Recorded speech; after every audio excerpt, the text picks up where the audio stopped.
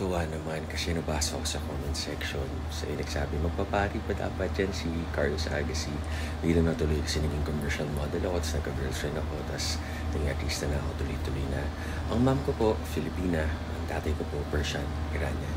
Dito ako pinanak sa Pilipinas, sa Matimed. So, yan, Filipino po ako 100%. Ayun, ano po ba? Life is good. Kung hindi man ako nagamit ng mga big network o pelikula or kung ano man sa shows, para sa akin, hindi ko kawalan yun. Kawalan nila kasi ako po, pag nagtrabaho, 100% bigay todo ako sa character na gagampanan ko. Kung sa show naman talagang entertaining ko, napanood nyo ako sa mga world tour namin, nagka-concert kami all over the world dati sa Filipino community at sa mga TV shows na papanood nyo noontime shows, talagang ginagaling ako 101% pa talaga. Dugot pawis. So, ganun po ako pag nagtrabaho. So, tama kayo. Mali ako, I'm not your doctor. Do what works for you. Happy, healthy, guys!